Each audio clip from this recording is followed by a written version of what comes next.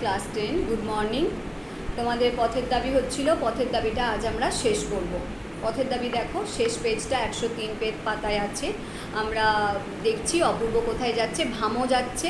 ভামো যাবার পথে গিরিশ মহাপাত্রের সঙ্গে দেখা হয়েছে, তার সঙ্গে কথা হয়েছে। এবার দেখো বলছে, অপূর্ব কহিল, এই সব্যসাচীটির পিছনেই কাকাবাবু সদল বলে এদেশ ওদেশ করে বেড়াচ্ছেন তলোয়ারকার।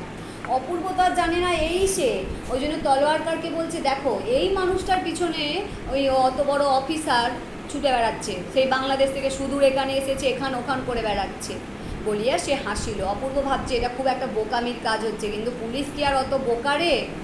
কিন্তু এই হাসিতে তলোয়ারকার যোগ দিল না। তলোয়ারকারের মাথায় কিন্তু ঘুরছে, ও কিন্তু চেনে ওই মানুষটাকে, তাই জন্য তার মাথায় ঘুরছে যে কিছু তো একটা ব্যাপার আছে।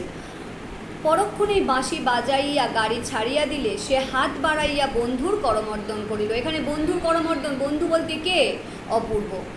গাড়ি ছেড়ে দিচ্ছে, তলোয়ারকার গাড়িতে তুলতে এসেছে। অপূর্ব যখন চলে যাচ্ছে হাত বাড়িয়ে হ্যান্ডশেক করলো, অপূর্বকে বিদায় দিচ্ছে। কিন্তু তখনও মুখ দিয়া তাহার কথা বাহির হইল না, তখনও সে কিন্তু মনে মনে ভাবছে। নানা কারণে অপূর্ব লক্ষ্য করিল না, কিন্তু করিলে দেখিতে পাইত এই মুহূর্তকালের মধ্যে রামদাসের প্রশস্ত উজ্জ্বল ললাটের ওপরে যেন কোনো এক অদৃশ্য মেঘের ছায়া আসিয়া পড়িয়াছে, এবং সেই সুদূর দূরনিরীক্ষ লোকে তাহার সমস্ত মনশ্চক্ষু একেবারে উদাও হইয়া গিয়াছে। তার মানে আমি যে বললাম তোরা উপন্যাস পড়িসনি, রামদাস সব্যসাচীর সঙ্গে কাজ করেছে, এবার তার ভয় হচ্ছে যে সব্যসাচী এরকম করে ঘুরে বেড়াচ্ছে কেন, যদি ধরা পড়ে যায়। ওই জন্য তার মানে ধরা পড়ে গেলে যে কী শাস্তি সে তো সবাই জানে, যে ব্রিটিশরা কী শাস্তি দেয়। ওরকম একজন নেতাস্থানীয় ব্যক্তিকে যদি ধরতে পারে তাকে ফাঁসি তো অবশ্যই দেবে। তাই জন্যই তার মুখটা কালো হয়ে গেছে, ভাবছে। এবার দেখ, অপূর্ব প্রথম শ্রেণীর যাত্রী, তাহার কামরায় আর কেউ লোক ছিল না। প্রথম শ্রেণীর যাত্রীদের একটু বিশেষ সম্মান দেয়া হয়। তৃতীয় শ্রেণীর যাত্রীরা একদম সে জেনারেল কামরা যাদেরকে বলে, আর ভিআইপি কামরা মানে প্রথম শ্রেণীর যাত্রী। সন্ধ্যা উত্তীর্ণ হইলে সে পিরানের মধ্য হইতে পইতা বাহির করিয়া, পিরান মানে ওই যে জামার ভেতর, গেঞ্জির ভেতর থেকে, উঠে বস পইতে বাহির করিয়া বিনা জলে সায়ং সন্ধ্যা সমাপন করিল। এবং যে সকল ভোজ্য বস্তু শাস্ত্রমতে দোষ দুষ্ট হয় না, মানে কিছু কিছু খাবার আছে ছুঁয়ে দিলে সেটা খাওয়া যায় না, আবার কিছু কিছু খাবার আছে ছুঁলেও সেগুলো খাওয়া যায়, এই সব ব্রাহ্মণরা বেশি মানে। এই যে অপূর্ব ব্রাহ্মণ, ও যে এমন কিছু খাবার আছে যেগুলো ছুঁলেও স্পর্শ দুষ্ট হয় না, সেই রকম কিছু খাবার ভালো করে বের করে পিতলের পাত্র হতে বাহির করিয়া আহার করিল।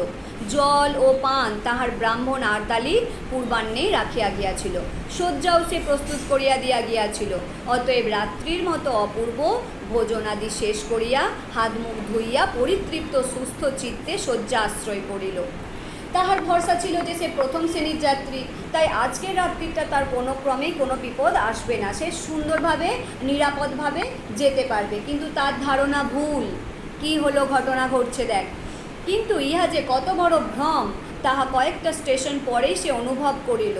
সেই রাত্রির মধ্যে বার তিনেক তাহার ঘুম ভাঙাইয়া পুলিশের লোক আসছে, তার নাম ধাম ঠিকানা খুঁজে লিখে নিয়ে যাচ্ছে। তার মানে সব্যসাচীকে খুঁজছে, বারবার এই ট্রেন ওই ট্রেন, সমস্ত ট্রেন চেকিং চলছে, আর অপূর্ব ঘুমাবার চেষ্টা করছে, তাকে তিনবার এসে লিখে নিয়ে যাচ্ছে, কি নাম বলো, কি ধাম বলো, কোথায় বাড়ি, কোথায় যাচ্ছ, কোথায় ছিলে, এইসব। একবার সে বিরক্ত হইয়া প্রতিবাদ করায় বর্মা সাব ইন্সপেক্টর সাহেব কটু কণ্ঠে জবাব দেয়, তুমি তো ইউরোপিয়ান নও। মানে অপূর্ব বলছে, আমি তো ফার্স্ট ক্লাসের যাত্রী, বারবার তোমরা আমাকে বিরক্ত করছো, একবার তো নিয়ে গেলে তাতে হয়নি, বারবার আসছো। তখন সাব ইন্সপেক্টর কি বলছে, বর্মার সাব ইন্সপেক্টর বলছে, তুমি ইউরোপিয়ান নও, মানে তুমি ইংরেজ নও যে তোমাকে বিরক্ত করবো না, তুমি বাঙালি যখন তোমাকে অবশ্যই আমরা বিরক্ত করব। অপূর্ব বলেন না, অপূর্ব কহে, না আমি কিন্তু ফার্স্ট ক্লাস প্যাসেঞ্জার, রাতে তো আমার তুমি ঘুমের বিঘ্ন করতে পারো না।